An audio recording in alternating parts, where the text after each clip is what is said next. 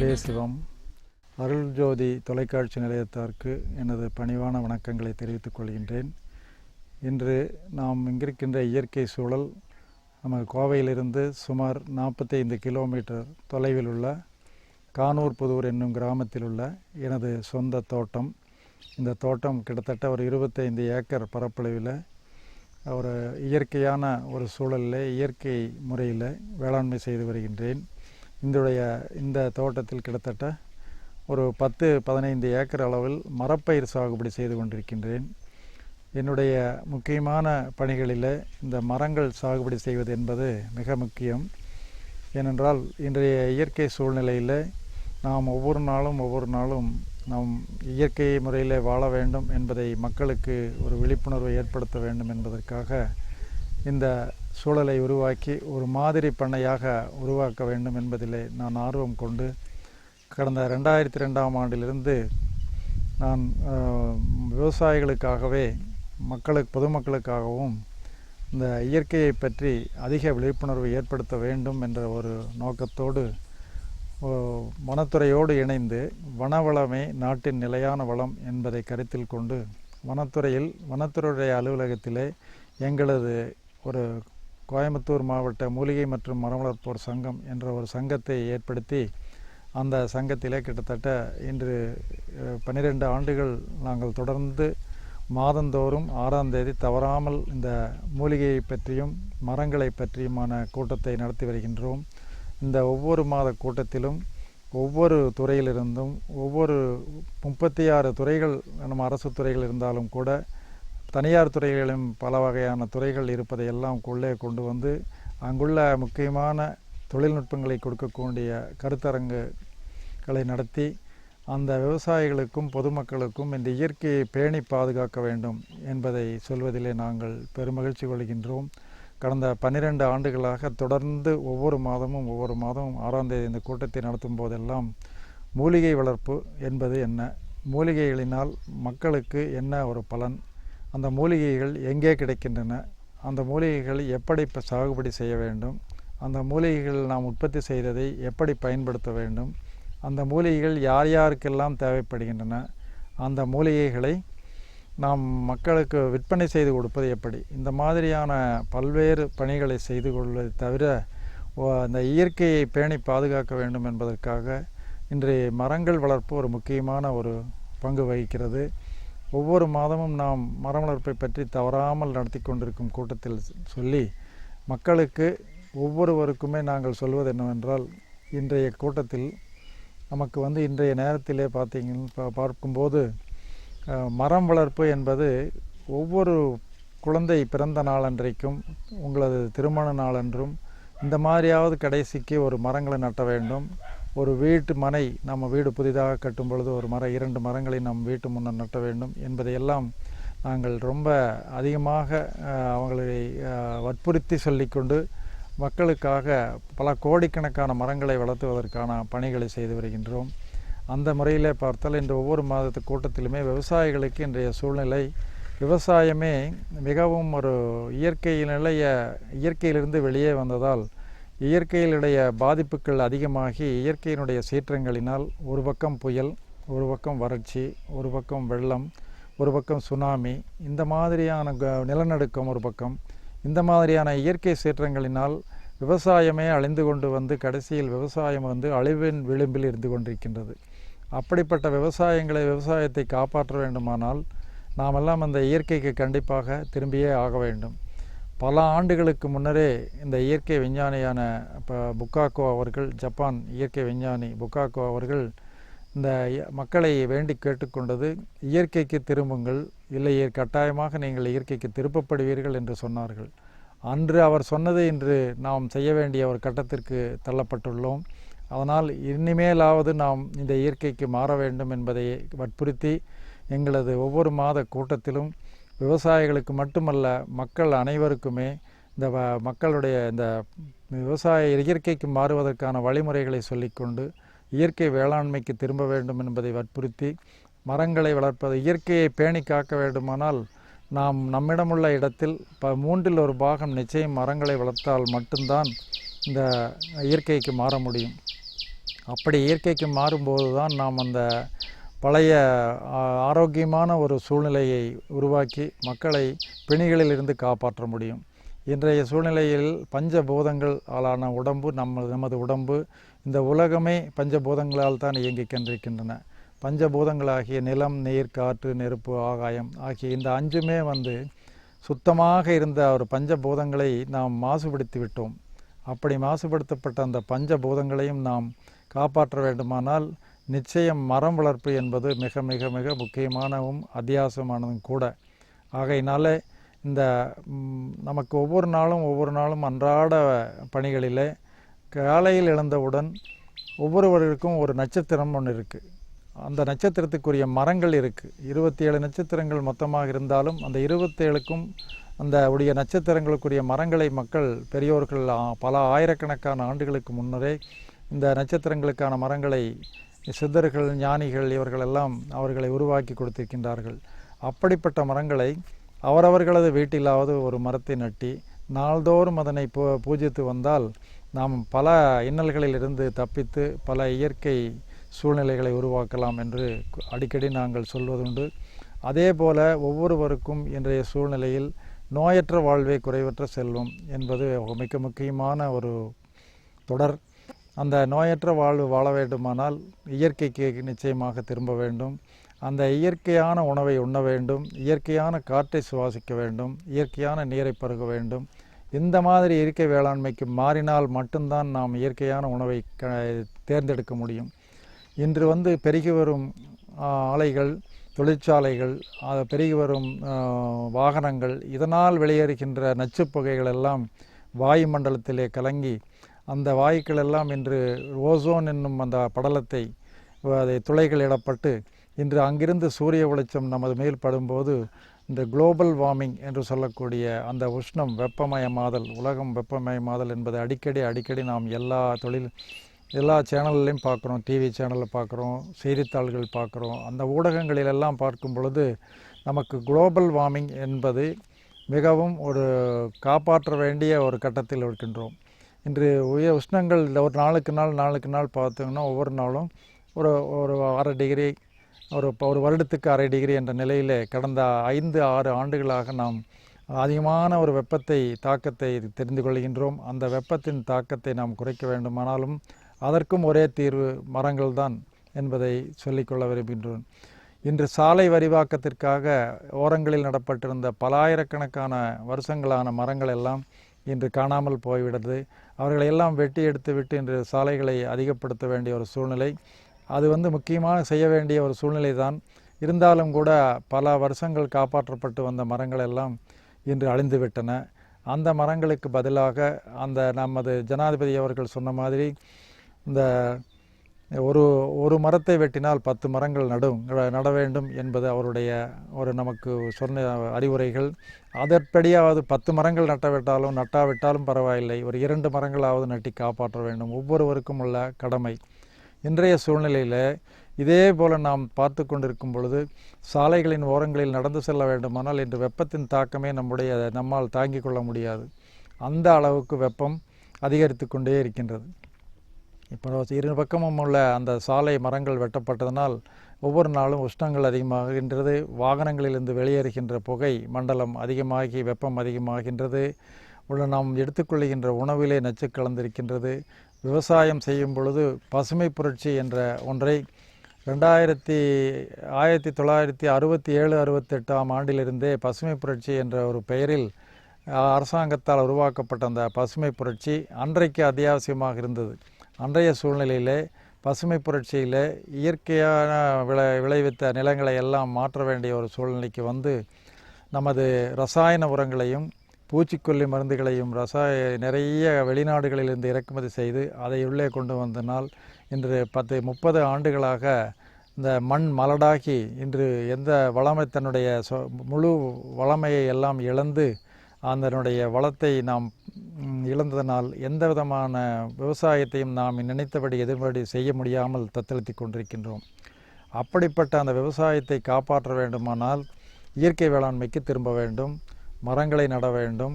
நாம் ஆரோக்கியமாக வாழ வேண்டுமானால் மூலிகைகள், மருத்துவம், சித்தா, ஆயுர்வேதா, யுனானி போன்ற இந்த கட்டங்களிலே உள்ள மருத்துவங்களை செய்து கொள்ள வேண்டும். மருத்துவம் என்றால் சித்த மருத்துவம் பழங்காலத்து மருத்துவங்களிலே முதன்மையான மருத்துவம் சித்த மருத்துவம். சித்த மருத்துவத்திலே அதிகமாக பயன்படுத்துவது மூலிகைகள் தான். ஒவ்வொரு நாளும் நாம் எத்தனை நாள் என்று வாழ்கின்றோம் என்பது முக்கியமல்ல, எத்தனை நாள் நாம் ஆரோக்கியமாக வாழ்கிறோம் என்பதுதான் இன்றைய காலகட்டத்திலே நாம் முக்கியமாக எடுத்துக்கொள்ள வேண்டிய ஒரு கருத்தாகும். அப்படி பார்க்கும் பொழுது எல்லாமே நாம் ஆங்கில மருத்துவத்துக்கு மாறிக்கொண்டே இருக்கும்போது இன்றைய சூழ்நிலையில் பார்த்திங்கன்னா ஆங்கில மருத்துவம் எந்த அளவுக்கு மக்களை பாதித்திருக்கின்றது, ஆங்கில மருத்துவத்திலே மருந்துகளை உட்கொள்ளும் பொழுது எந்த அளவில் நம்மளுக்கு சைடு எஃபெக்ட்னு சொல்லுவோம் ஆங்கிலத்தில், பக்க விளைவுகள், இந்த பக்க விளைவுகள் அதிகமாகி உடம்பில் பல்வேறு விதமான நோய்களை எல்லாம் உண்டு பண்ணி இன்றைக்கு பல்வேறு விதமான மருந்துகளை எடுத்துக்கொள்ளும் பொழுது பக்க விளைவுகள் அதிகமாகி ஒவ்வொரு நாளும் நாம் அந்த மருத்துவமனைகளுக்கு செல்ல வேண்டிய ஒரு காலகட்டத்திற்கு வந்து கொண்டிருக்கின்றோம். இன்றைய காலகட்டத்திலே நாம் அன்றெல்லாம் மருத்துவமனைகளை தேடி பிடிக்க வேண்டிய ஒரு சூழ்நிலை இருந்தது.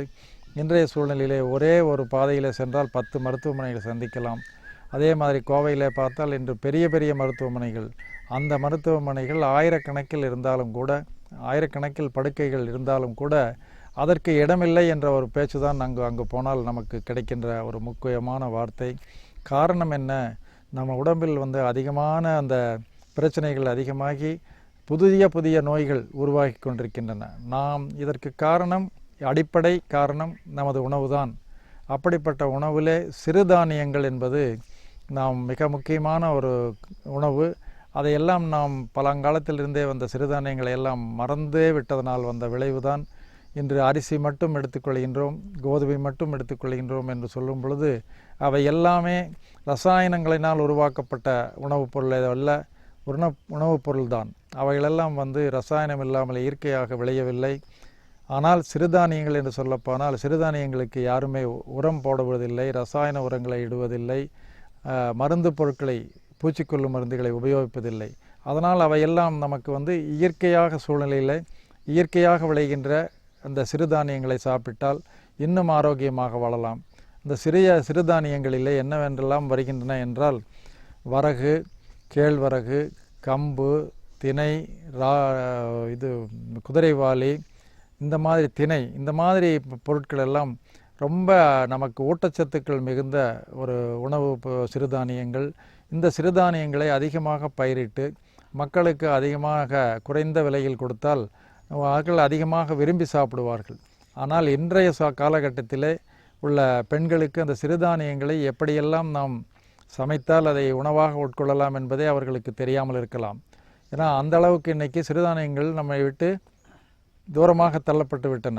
அவற்றை மீண்டும் நாம் உள்ளே கொண்டு வருவதற்கு நாங்கள் எல்லாம் நமது சங்கத்தின் மூலமாக பெரிய முயற்சி எடுத்து ஒவ்வொரு விவசாயினுடைய தோட்டங்களிலுமே சிறுதானியங்களை கொஞ்சமாவது நீங்கள் போடுங்கள் என்பதை வற்புறுத்தி கொண்டு, அதே போல் மூலிகைகளையும் பயிரிடச் சொல்லி ஒவ்வொருடைய தோட்டத்திலும் மூலிகைகளை பயிர் செய்ய அத்தியாவசியமான மூலிகை அட்லீஸ்ட் நம்ம ஒரு நகரங்களானாலும் சரி கிராமங்களானாலும் சரி ஒரு வீட்டிலாவது ஒரு 10 மூலிகை வளர்த்த வேண்டும். அன்றாட தேவைக்கு முதலுதவி மாதிரி இன்றைக்கி நம்ம அந்த மூலிகை பயிரை பயன்படுத்தினால் காலை எழுந்தவுடன் நாம் அந்த மூலிகை பயிரை உட்கொள்ள வேண்டும். காலையில் எழுந்தவுடன் காஃபி, டீ, இந்த மாதிரியான பழக்க வழக்கங்களை கொண்ட நாம் கொஞ்சம் இந்த இதிலிருந்து மாறி விடைபெற்று கொஞ்சம் நாம் மூலிகைகளை, இப்போ நெல்லிக்காய்ன்னு சொல்ல போனாங்கன்னா நெல்லிக்காய் காலையில் எழுந்துட்டு ஜூஸாக போட்டு கிட்டத்தட்ட ஒரு 2 காய் நம் நெல்லிக்காயை ஜூஸாக எடுத்துட்டு அதையே அந்த ஜூஸில் ஒரு 30 மில்லி ஜூஸ் மட்டும் எடுத்து மீதி 70 மில்லி நமக்கு தண்ணியாக ஊற்றி அதில் தேன் ஊற்றிக்கலாம். ரொம்ப உடம்பு அதிகமாக இருக்கும், எனக்கு உடம்பு குறையுது அப்படின்னா தேன் ஊற்றி சாப்பிட்லாம். அதிலேயே நமக்கு எனக்கு சுகர் இருக்குது, எனக்கு சுகர் வேண்டாம்னா நம்ம சுகரே இல்லாமல் பனங்கருப்பி போடலாம், பனங்கல்கண்டு போடலாம், நாட்டு சர்க்கரை போடலாம். இந்த மாதிரியான பயிர்களை எல்லாம் நம்ம இந்த மாதிரியான ஜூஸ் நம்ம பயன்படுத்தி அந்த ஜூஸிலிருந்து நம்ம எடுத்து நெல்லிக்காய் ஜூஸ் கொடுத்து காலையில் ஒரு டம்ளர் எந்திரிச்சோடனே சாப்பிட்டுட்டு ஒரு அரை மணி நேரம் 1/4 மணி நேரம் கழித்து நம்ம விட முடியாத சூழ்நிலையில் உள்ள காஃபி டீயும் கூட அருந்திக்கலாம். அப்போ அந்த நெல்லிக்காய் நெல்லியினுடைய ஜூஸ் ஔவையார் சொன்ன மாதிரி நெல்லிக்கனி கனிகளிலே சிறந்தது நெல்லிக்கனி என்று சொல்வார்கள். ஏன்னா அதியமான் நெல்லிக்காய்க்கு அதியமானுக்கு வந்து ஔவையார் நெல்லிக்கனி தான் வந்து பரிசாக கொடுத்தாங்க.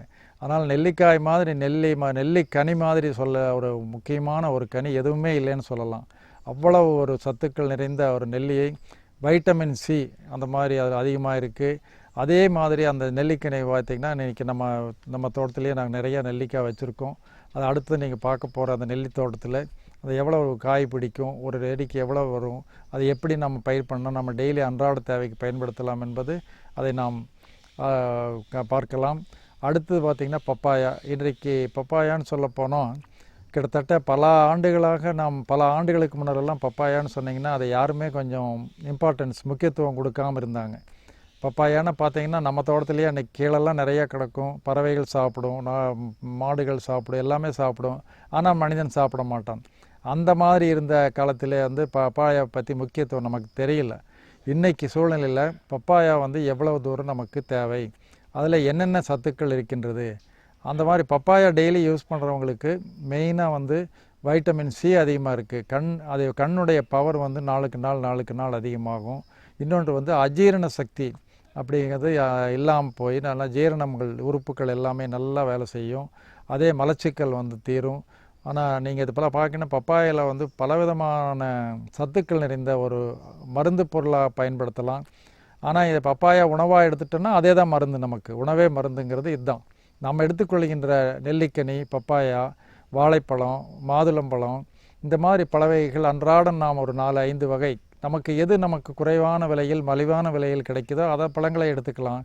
இன்றைக்கி சொல்லப்போனால் பழங்களிலேயே மிகவும் விலை மலிவாக கிடைக்கக்கூடியது வாழைப்பழம். வாழைப்பழம் நார்ச்சத்து மிகுந்த ஒரு பழம். நமது உடம்புக்கு அவசியம் தேவை. நார்ச்சத்து உள்ள பழங்களில் வாழைப்பழத்திலே பார்த்திங்கன்னா வெரைட்டி நிறையா இருக்குது. அதில் வந்து கதிலி வாழை இருக்குது, நேந்திரம் வாழை இருக்குது, செவ்வாழை இருக்குது, தேன் வாழை இருக்குது, பூம்பழம் இருக்குது. இந்த மாதிரி வாழைகள் ஏதாவது ஒன்றை தேர்ந்தெடுத்து வாழைப்பழம் அன்றாடம் நமது உணவிலே சேர்த்துக்கொள்ள வேண்டும். பப்பாயா வந்து இரவு நேரங்களிலே படுக்க போகிறதுக்கு முன்னாடி, சாப்பிட்றதுக்கு முன்னாடி எடுத்துக்கலாம்.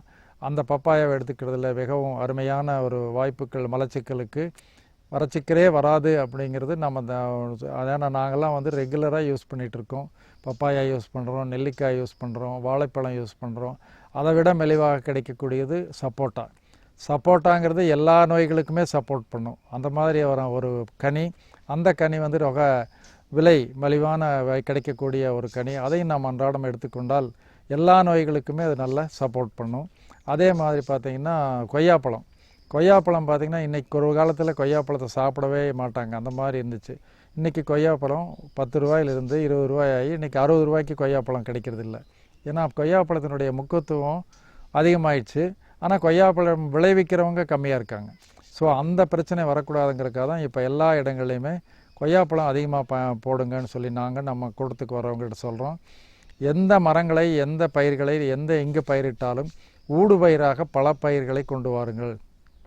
அந்த மாதிரி நாங்கள் அட்வைஸ் பண்ணி இன்றைக்கி பல தோட்டங்களில் பல பயிர்களை எல்லாம் உற்பத்தி செஞ்சிட்ருக்காங்க.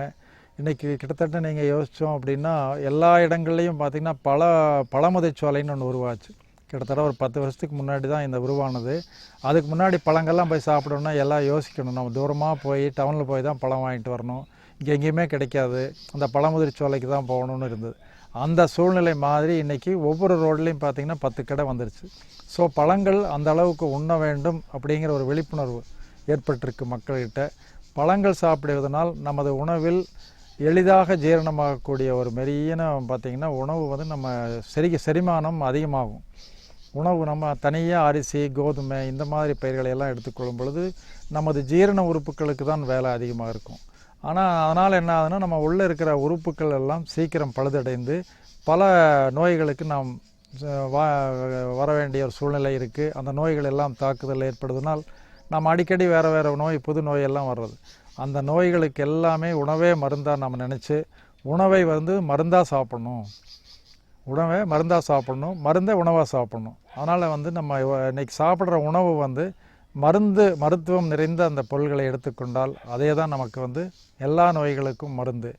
ஆகவே நாம் எடுத்துக்கொள்கின்ற அந்த மூலிகைகள், பழங்கள், சிறுதானியங்கள் இவையெல்லாம் வந்து நம்ம ஆரோக்கியத்துக்கு மிக முக்கியமாக இருக்குது. இப்போ சுருக்கமாக சொல்லப்போனால் இப்போ இதே மாதிரி சுருக்கமாக சொல்லப்போனால் நம்ம தோட்டத்தில் நாங்கள் வந்து பப்பாயா பயிரிட்டிருக்கோம், நெல்லி பயிரிட்டிருக்கோம், மாதுளை வச்சுருக்கோம், கொய்யா வச்சுருக்கோம், நாவல் வச்சுருக்கோம்.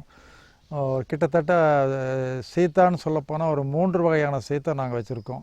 அதில் வந்து சீத்தா நார்மலாக எல்லா இடங்களிலும் கிடைக்கும். பட் அதே மாதிரி ராம் சீத்தான்னு ஒன்று இருக்குது, முள் சீத்தான்னு ஒன்று இருக்குது. ராம் சீத்தா, முள் சீத்தாங்க வந்து மருத்துவ குணம் நிறைந்த ஒரு சீத்தாப்பழம்.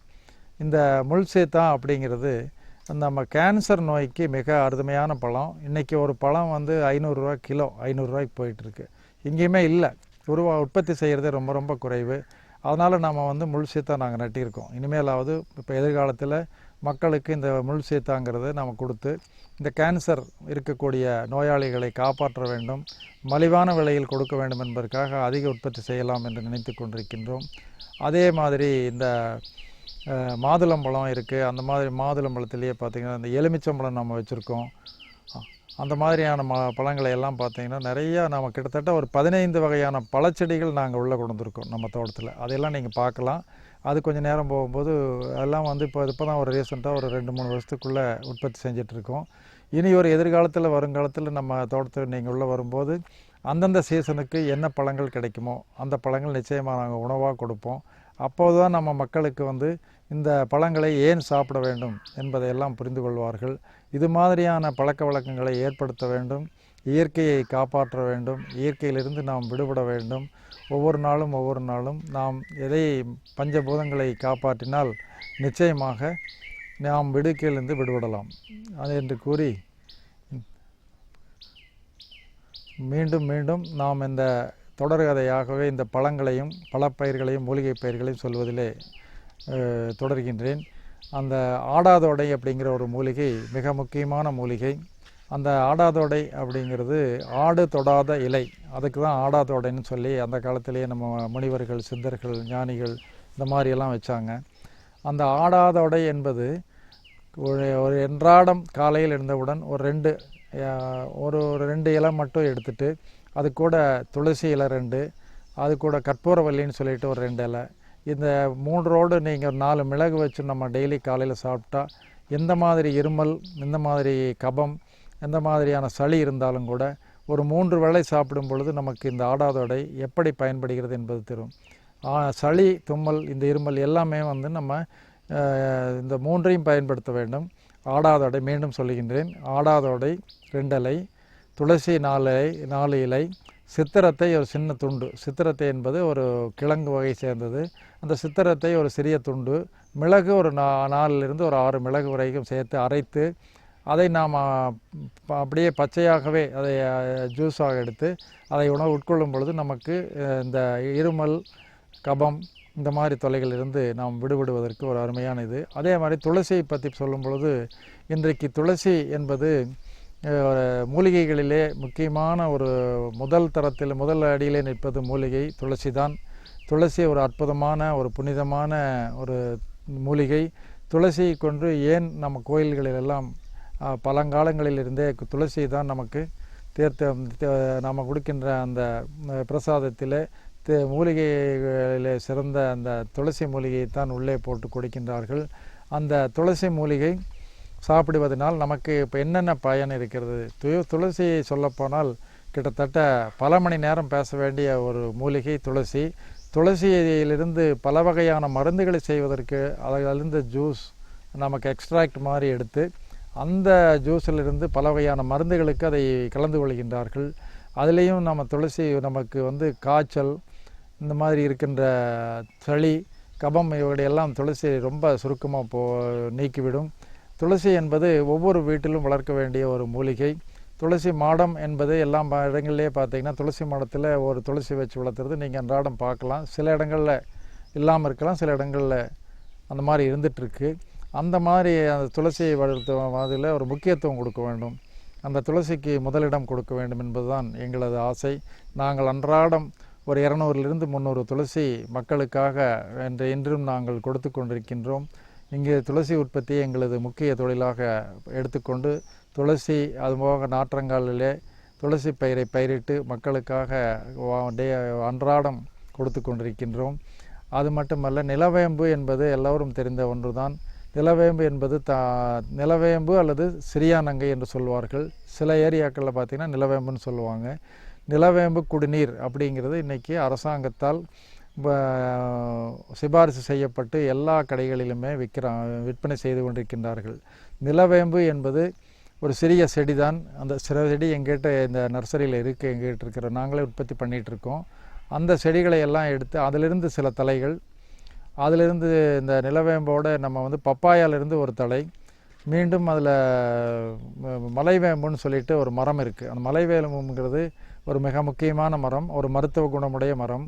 அந்த மரத்திலிருந்து கிடைக்கின்ற அந்த மலைவேம்பு இலை, ஒரு 4 இலை, இதை எல்லாமே நம்ம ஒன்றா சேர்த்து ஒரு கஷாயம் என்று ஒரு 1/2 லிட்டர் தண்ணி ஊற்றினோம் அப்படின்னா அதில் 3ல் 1 பாகம் அந்த தண்ணி நல்லா கொதிக்க வைத்து அந்த இலையெல்லாம் நல்லா அந்த ஜூஸ் இறங்கினதுக்கு அப்புறமா எடுத்து வடித்து 3 வேளை நம்ம அந்த குடிநீர், நிலவேம்பு குடிநீரை உட்கொண்டால் நம்ம எப்படிப்பட்ட காய்ச்சல், ஃபீவர்னு சொல்லுவாங்க, காய்ச்சல் இருந்தாலும் கூட 12 வகையான காய்ச்சல் குணமாயிருக்கு. இதுக்கு ரெக்கார்டே பண்ணியிருக்காங்க, டாக்குமெண்ட் அரசாங்கத்திலையும் பண்ணியிருக்காங்க, சித்த வைத்தியர்களும் நிறையா பண்ணியிருக்காங்க. அதே அலோபதிலையும் அந்த நிலவேம்பு குடிநீர் நமக்கு அதிகமாக ரெக்கமெண்ட் பண்ணி கொடுத்துட்ருக்காங்க. பணப்பயிரும் மரப்பயிரும் பணப்பயிரே என்ற அந்த தலைப்பிலே சில மரங்களை நாம் பேணுவதனாலே, நாம் அதை வளர்த்துவதனாலே நமக்கு கிடைக்கின்ற வருவாய் என்ன, அதை எப்படியெல்லாம் சாகுபடி செய்ய வேண்டும் என்ற தொழில்நுட்பங்களோடு சிலதை சொல்ல வேண்டும் என்பதை விரும்பி இன்றைய சூழ்நிலையில் நாம் வனத்துறையில் நாம் நமது சங்கத்தின் மூலமாக தொடர்பு கொண்டு பல ஆண்டுகள் ஆராய்ச்சிக்கு பின்னால் ஒரு முக்கியமான ஒரு 10 வகையான மரங்களை அதை தேர்வு செய்து மக்களிடையே கொண்டு செல்ல வேண்டும் என்று எங்களது சங்கத்தின் மூலமாக சில மரங்களை சொல்லுகின்றேன். அதில் முதலாவதாக நாங்கள் எடுத்துக்கொண்ட மரம் சந்தன மரம், 2வதாக பெருமரம், சவுக்கு, மகாகனி, தேக்கு, மூங்கில், வேங்கை, இந்த மாதிரியான ஒரு 10 வகையான மரங்களில் இன்றைய விற்பனை வாய்ப்புள்ள மரங்களை மட்டும் அதில் விவசாயிகளுக்கு அறிமுகப்படுத்தி மக்கள் தங்களுடைய பணிகளிலே மரங்களை வளர்த்த என்பது எவ்வளவு தூரம் நமக்கு முக்கியம் என்பதை நாம் யோசிக்க வேண்டியுள்ளது. இன்று மரங்கள் இல்லாமல் மனிதன் வாழ முடியாது என்பதை நிரூபணமாகிவிட்டது. மனிதன் இல்லாமல் மரங்கள் வாழும், ஆனால் மரங்கள் இல்லாமல் மனிதன் வாழ முடியாது. அந்த மாதிரியான ஒரு காற்றை கார்பன் டை ஆக்சைடுங்கிற கரியமிலவாயு உள்ளே எடுத்துக்கொண்டு நமக்கு தேவையான அந்த ஆக்சிஜன் என்ற அந்த பிராணவாயுவை கொடுப்பது மரங்கள் தான் என்பதை மக்கள் இன்று வரை தெள்ள தெளிவாக புரிந்து கொள்ளாமல் ஏதோ காற்று வருகின்றது, நாம் சுவாசித்து கொண்டிருக்கின்றோம், நமக்கே தெரியாமல் அந்த சுவாசம் ஓடிக்கொண்டிருந்தாலும் கூட அதை பற்றி ஒரு பெரிதாக யாருமே எடுத்துக்கொள்வதில்லை. இன்றைய சூழ்நிலையிலே ஒரு சுத்தமான காற்று நமக்கு கிடைக்கின்றதா என்ற ஒரு கேள்வி மிகப்பெரிய கேள்விக்குறியாக இருக்கின்றது. நாம் எடுத்துக்கொள்கின்ற இந்த பஞ்சபூதங்களிலே காற்றும் ஒன்று மிக மிக சுத்தமாக இருக்க வேண்டிய ஒன்று. எது இல்லாமல் இருந்தாலும் இருக்கலாமா என்ற காற்று ஒன்று மட்டும் இல்லாமல் நாம் ஒரு நிமிடம் கூட நம்மால் இருக்க முடியாது. அப்படிப்பட்ட அந்த காற்றை நாம் எடுத்துக்கொள்வது, நமக்கு கொடுப்பது மரங்கள் தான் என்பதை மக்கள் இனிமேலாவது புரிந்து கொண்டு ஒவ்வொரு வீட்டிலும், ஒவ்வொரு பாதையிலும், ஒவ்வொரு இடங்களிலும், ஒவ்வொரு பொது இடங்களிலும், பள்ளிகளிலும், கல்லூரிகளிலும் இந்த மரங்களை நடுவதற்கான பணிகளை செய்ய வேண்டும் என்பதை விழிப்புணர்வை ஏற்படுத்தி கொண்டிருக்கின்றோம். அப்படிப்பட்ட அந்த மரங்களை எப்படி மரங்களாக தேர்வு செய்ய வேண்டும், அந்த மரங்களை எப்படி தேர்வு செய்தால் மக்களுக்கு ஒரு பலன் கொடுக்கக்கூடியதாக இருக்கும், ஒரு 10 ஆண்டுகள் ஒரு மரத்தை வளர்த்தும் போது அந்த மரங்களிலே இருந்து கிடைக்கின்ற வருவாய் என்ன என்பதையெல்லாம் நாம் சொல்லும் பொழுது மக்களுக்கு மரம் வளர்த்த வேண்டும் என்ற ஒரு ஆவலை தூண்ட வேண்டும் என்ற ஒரு விழிப்புணர்வை ஏற்படுத்தி கொண்டிருக்கின்றோம். ஒவ்வொரு மாதம் நாங்கள் இந்த மரங்களை பற்றி எங்களது கூட்டத்திலே பேசும்போது முதலாவதாக உள்ள மலைவேம்புக்கு இன்று விற்பனை வாய்ப்பு மிகவும் நல்ல ஒரு வாய்ப்பை ஏற்படுத்தி கொடுத்து அதை மேட்டுப்பாளையம் வனக்கல்லூரி, இந்த ஃபாரஸ்ட் டிபார்ட்மெண்ட்டில் இருக்கிற வன விரிவாக்க மையங்கள், அந்த ஜெனட்டிக்ஸ், ஃபாரஸ்ட் ஜெனட்டிக்ஸ், அந்த மாதிரியான இடங்கள் எல்லாம் பார்த்திங்கன்னா நாங்கள் ஒவ்வொரு கூட்டத்தை நடத்தி அதில் மக்களுக்காக இந்த மரங்களை வளர்த்துவதற்கு தேர்வு செய்யப்பட்ட மரங்களை மட்டும் கொண்டு வருகின்றோம். அப்படி தேர்வு செய்வதில் இந்த மலைவேம்பு இன்றைக்கு முதலிடம் எடுத்துக்கொண்டிருக்கின்றது. இந்த மலைவேம்பை நாம் இன்றிலிருந்து நடவ ஆரம்பித்தால் கிட்டத்தட்ட ஒரு 5 ஆண்டுகளுக்கு பின்னர் 15-20 ஆண்டுகள் வரை அதை நாம் காப்பாற்றலாம். 5 ஆண்டுகளில் நாம் வருமானம் வேண்டும் என்று தேவைப்படும் பொழுது 5வது ஆண்டில் அதை நாம் அறுவடை செய்து விற்கலாம். 10வது ஆண்டு விற்கலாம், 15 ஆண்டு கழித்து விற்கலாம். அப்படிப்பட்ட மரங்களை எல்லாம் விற்பனை செய்யும் பொழுது அந்த மரங்கள் பலவிதமான தேவைக்கு பயன்படுகின்றன. ஒன்று, ஒரு 2-3 ஆண்டுகளிலிருந்து 5 ஆண்டுகளுக்குள் அறுவடை செய்யும் பொழுது நமக்கு பேப்பர் மில்லுக்கு தேவைக்கூடிய காகித தொழிற்சாலைகளுக்கு தேவைப்படுகிறது. 5 ஆண்டுகளுக்கு மேல் 10 ஆண்டுகளுக்குள் போகும் பொழுது பிளைவுட் இண்டஸ்ட்ரின்னு சொல்லுவாங்க, ஒட்டுப்பலகை, அந்த மாதிரி பிளைவுட் இண்டஸ்ட்ரீஸுக்கு இந்த மலைவேம்பு மரம் தேவைப்படுகின்றது. 10 ஆண்டுகளுக்கு பின்னர் அதற்கு 15 ஆண்டுகள் போகும் பொழுது அதே மரங்கள் இந்த பேக்கிங் இண்டஸ்ட்ரீஸு, அது இல்லாமல் ஃபர்னிச்சரிங், இந்த மாதிரி செய்யும் அளவுக்கு சாஃப்ட்வுட்டிலிருந்து ஹார்ட்வுட்டாக மாறிவிடுகிறது. அதாவது கடினத்தன்மையை அதிகமாகி எல்லா வேலைகளுக்குமே அந்த மரங்களை பயன்படுத்தலாம். அந்த மரங்கள் இன்றைய சூழ்நிலையில் நல்ல ஒரு வாய்ப்பை விவசாயிகளுக்கு நல்ல ஒரு லாபத்தை கொடுக்கக்கூடிய மரம் என்று முதலிடம் வைத்து ஒரு டன் விலை கிட்டத்தட்ட ஒரு 7,000 ரூபாயிலிருந்து 7,500 ரூபா வரைக்கும் நாம் அறுவடை செய்து விற்று கொண்டிருக்கின்றோம். அது பிளைவுட் இண்டஸ்ட்ரீஸுக்கு நல்ல ஒரு வாய்ப்பு. அதே மாதிரி காகித தொழிற்சாலைகளுக்கு ஒரு 3 ஆண்டிலிருந்து 5 ஆண்டுகளுக்குள் எடுத்துக்கொள்கின்றார்கள். அவர்களுக்கெல்லாம் ஒரு 4,500 ரூபாய் பர் டன் என்ற விலையிலே நிர்ணயம் செய்து இன்று எடுத்துக்கொண்டிருக்கிறார்கள். அடுத்ததாக பெருமரம்னு சொல்கிறது சில இடங்களில் இடத்துக்கு தகுந்த மாதிரி, ஊருக்கு தகுந்த மாதிரி சில பெயரை மாற்றிக்கொள்வார்கள். ஆனால் அந்த பொட்டானிக்கல் நேம் அப்படிங்கிறது ஒன்று தான். ஐலாந்தஸ் எக்ஸெல்சா என்பது பொட்டானிக்கல் நேம். ஆனால் அதே ஒவ்வொரு இடத்திலும் தமிழில் சொல்லும் பொழுது பெருமரம், பீமாரி மரம், தீக்குச்சி மரம் என்று பலவிதமாக அழைப்பார்கள். இந்த மரம் இன்றைய சூழ்நிலையில் தீக்குச்சி உள்ள இண்டஸ்ட்ரீஸ்ன்னு சொல்லப்போனால் சிவகாசி, குடியாத்தம் போன்ற பகுதிகளில் பார்த்திங்கன்னா இந்த தீக்குச்சி தொழிற்சாலைகள் அதிகமாக இருக்கின்றன. இந்த தீக்குச்சி தொழிற்சாலைகள் எல்லாமே ஒரு குடிசை தொழிலாகத்தான் இயங்கி கொண்டிருக்கின்றன. அப்படி ஒவ்வொரு நாளும் 2 லட்சம் பண்டில்ஸ் உற்பத்தி செய்கின்றார்கள். இதற்கு தேவையான மரங்கள் எல்லாம் இன்று கிடைப்பதில்லை, மிக அரிதாக இருக்கின்றன. இன்றைக்கு பார்த்திங்கன்னா ரா மெட்டீரியல், அந்த வுட் பேஸ்ட் இண்டஸ்ட்ரீஸ், மரம் சார்ந்த தொழிற்சாலைகளான இந்த தொழிற்சாலைகளுக்கு 30% 40% குறைவாகத்தான் கிடைக்கின்றன அந்த ரா மெட்டீரியல்னு சொல்கிறது. அந்த மரங்கள் இல்லாமல் இன்று மக்கள் அந்த சில தொழிற்சாலைகளே இயங்காமல் கூட சில நேரங்களிலே உள்ளன. ஆகையினால அந்த மாதிரி மரங்களை வளர்த்தும் பொழுது நமக்கு அந்த தீக்குச்சி மரத்தில் கிட்டத்தட்ட டன்னு 6,500 ரூபா வரைக்கும் விலை எடுத்துக்கொள்கின்றார்கள். அதனால் நாம் அந்த டோர் டெலிவரி கொடுக்கும் பொழுது நமக்கு அந்த அறுவடை கூலியும் டிரான்ஸ்போர்ட் சார்ஜஸ்ன்னு சொல்லுவாங்க, அதை நமக்கு கொண்டு போய் அந்த டிரான்ஸ்போர்ட் பண்ணுறதுக்குள்ளேயே சார்ஜ் மட்டும் கழிச்சிட்டு பாக்கி அமௌண்ட்டு நமக்கு கொடுக்கறதுக்கு ரெடியாக இருக்காங்க. அதே மாதிரி மகாகனி, வேங்கை, சவுக்கு. இன்றைக்கி சவுக்கு மிக முக்கியமான ஒரு அருமையான மரம். ஷார்ட் டேர்ம் டிம்பர்னு சொல்லப்போனால் சவுக்கு தான் நமக்கு முதலிடம் வகிக்கின்றது. சவுக்கு இன்றைக்கி பல தொழிற்சாலைகளுக்கும் கட்டுமான பணிகளுக்கும் பேப்பர் காகித தொழிற்சாலைகளுக்குமே இந்த சவுக்கு மரம் அருமையான மரம். அதே மாதிரி இந்த தைல மரம்னு சொல்லுவாங்க, யூக்லிப்டஸ் அப்படிங்கிறது சொல்கிறது மிக முக்கியமான மரம். யூக்லிப்டஸ்லேருந்து இன்றைக்கி நம்பர் 1 குவாலிட்டி உள்ள ஒரு காகிதங்கள் செய்ய பயன்படுகின்றன. இந்த காகித தொழிற்சாலைகள் எல்லாமே பார்த்திங்கன்னா இந்த யூக்லிப்டஸு, சவுக்கு, சூபாப்புல், இந்த 3 வகையான மரங்கள் இருந்து தான் இன்றைக்கி நம்ம உற்பத்தி செய்கின்ற இந்த பேப்பர் முழுவதுமே வெளியே வந்துட்டுருக்கு. இந்த மரங்களுக்கெல்லாம் பார்த்திங்கன்னா இன்றைக்கி சவுக்கு அன்றைய விலையெல்லாம் பேப்பர் மில் விளையாட்டு பார்த்திங்கன்னா 2,200லேருந்து 2,400 ரூபா ஒரு டன் இருந்தது.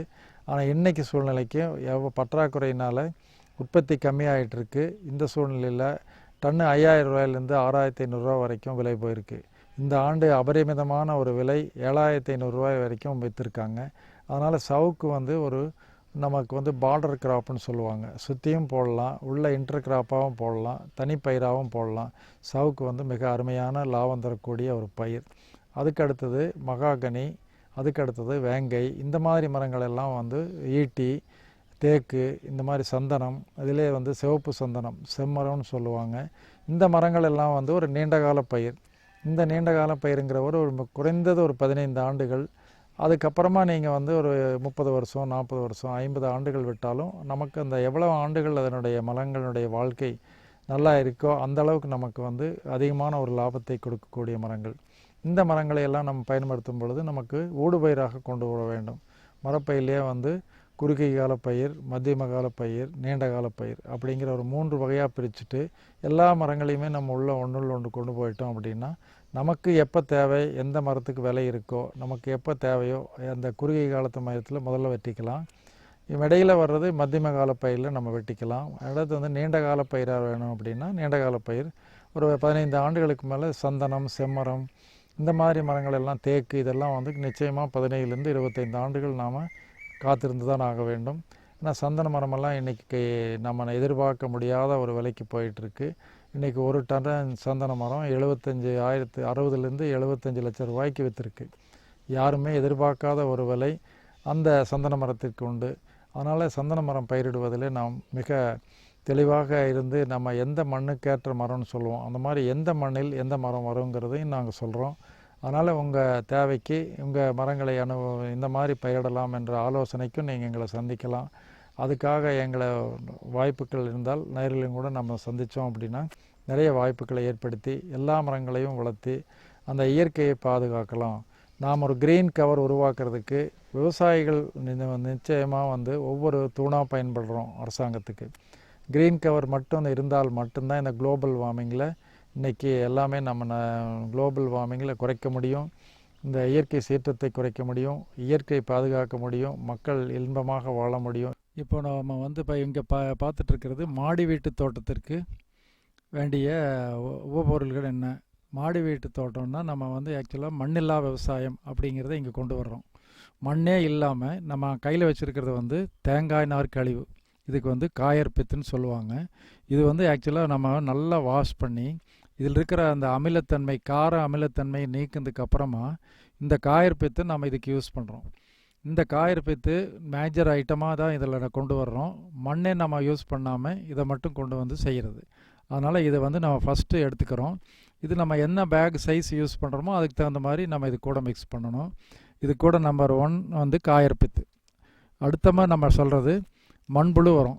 இங்கே வச்சுருக்கேனே இது வந்து ஆக்சுவலாக மண்புழு உரம். இப்போ காயற்பித்து வந்து அபவுட் ஒரு 60% நம்ம வந்து காயற்பித்து யூஸ் பண்ணிட்டோம் அப்படின்னா மண்புழு உரம் ஒரு 20% யூஸ் பண்ணலாம். இது மண்புழு உரம் வந்து நம்ம மண்புழுனால் தயாரிக்கப்பட்ட உரங்கள், சாணக்கழிவு, வேளாண்மை கழிவுகள், அந்த மாதிரி எல்லாம் போட்டு மண்புழு வந்து மண்புழுனால் உருவாக்கப்பட்ட இந்த மண்புழு உரம் வந்து ஒரு 20% நம்ம இது கூட யூஸ் பண்ணுறோம். அப்புறமா சொல்கிறது நம்ம வந்து வேம். இந்த வேமுங்கிறது தமிழில் சொல்ல போனால் காக்கா பொண்ணுன்னு சொல்லுவாங்க. இந்த வேமை வந்து ரோஸ்டிங் பண்ணணும். இந்த ரோஸ்டிங் பண்ணதுக்கு அப்புறமா தான் நமக்கு இது வேமாக கன்வெர்ட் பண்ணுறோம். அதுக்கு சர்டன் டிகிரி இருக்குது, டெம்பரேச்சருக்கு பண்ணோன்னா இந்த வேம் எடுத்து நம்ம கொஞ்சம் ஒரு 10% மட்டும் மிக்ஸ் பண்ணால் போதும். இதில் வந்து நமக்கு ஒரு செடி வைக்கிறதுக்கு ஒரு 10 கிராம் ஜஸ்ட் இது மட்டும் இது கூட போட்டாலே, இது எதுக்காக போடுறோம் அப்படிங்கிறது தான் முக்கியம். இது போடும்போது என்ன ஆகுதுன்னா நம்ம ரூட்டிங் ஃபார்ம் ஆகிறது. வேர் வந்து ஃபஸ்ட்டு நம்ம வைக்கிற செடியிலிருந்து புதுசாக வர்ற வேர் வந்து எவ்வளவு குயிக்காக போகும், அதில் பூஞ்சானங்கள் எப்படி தாக்காமல் இருக்கும், அந்த வேர் பகுதி அதிகமாகிறதுனால செடியினுடைய வளர்ச்சியை ஊக்கப்படுத்தும். அதுக்காக வந்து நம்ம இந்த வேமை யூஸ் பண்ணுறோம். அடுத்தது வந்து அசோஸ்பைரில்லம். இந்த அசோஸ்பைரில்லம் அப்படிங்கிறது ஒரு நுண்ணூட்டச்சத்துக்கள், உயிர் உரங்கள். இதெல்லாம் வந்து பார்த்திங்கன்னா லட்சக்கணக்கான உயிர்கள் வந்து கிருமிகள் இதில் இருக்குது. இந்த அசோஸ்பைரில்லத்தை இது ஒரு 20 கிராம்ஸ் வரைக்கும் நம்ம இதை யூஸ் பண்ணலாம். நம்ம 20 கிராம்ஸுங்கிறது ஒரு பைக்கு நான் சொல்கிறது எல்லாமே வந்து இந்த மாதிரி இதை யூஸ் பண்ணோம் அப்படின்னா ஒரு 25 கிராம் இதில் மிக்ஸ் பண்ணிக்கலாம்.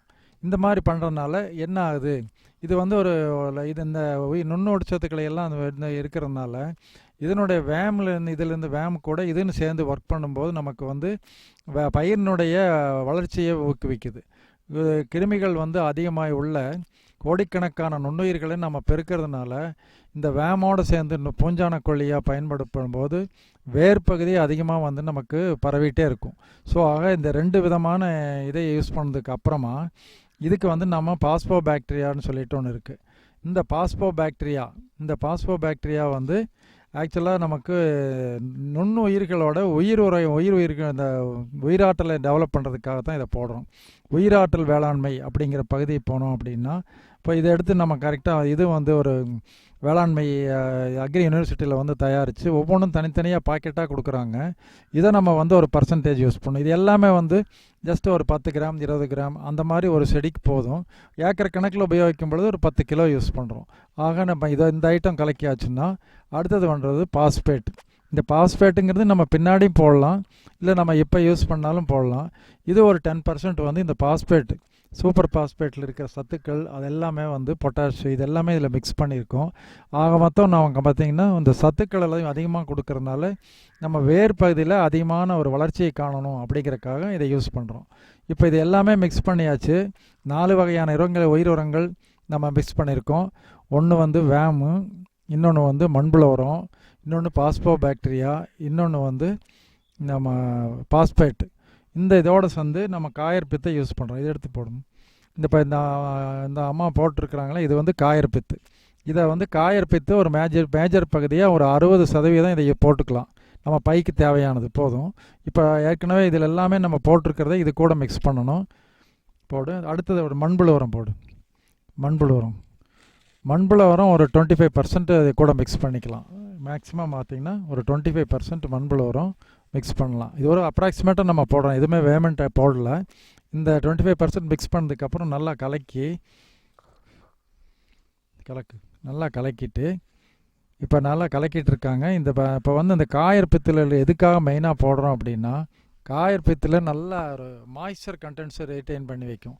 ஒரே மாய்ஸ்சர் வந்து எப்போவுமே ஈரப்பகுதியாகவே இருக்கும். அதிலிருந்து நமக்கு அந்த தண்ணி வந்து ரொம்ப கம்மியாக செலவாகும்.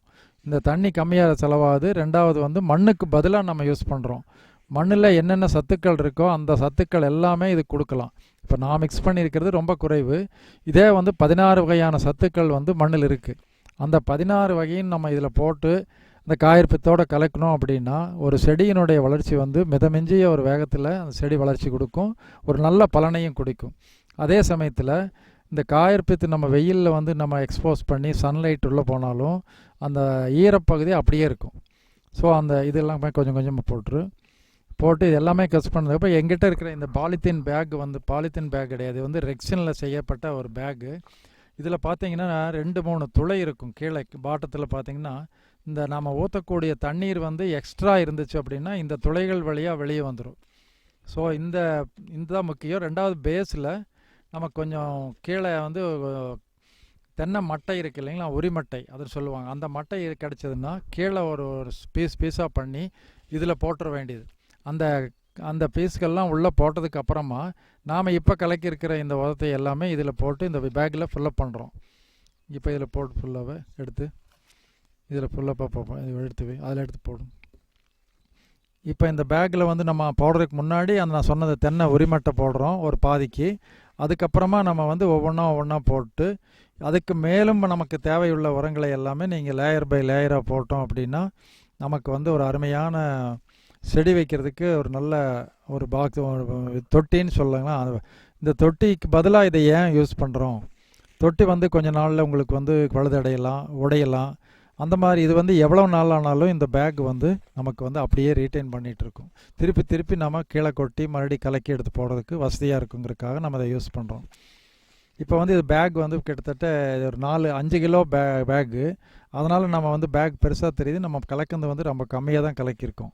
இது ஃபுல்லாக கலக்கணும் அப்படின்னா காயற்பித்து மேக்ஸிமம் இதில் ஒரு 4 கிலோ காயற்பித்து போட்டு ஒரு 16 வகையான சத்துக்களையும் நம்ம இது கூட போகும்போது இந்த பேக் ஃபுல்லாகிடும்.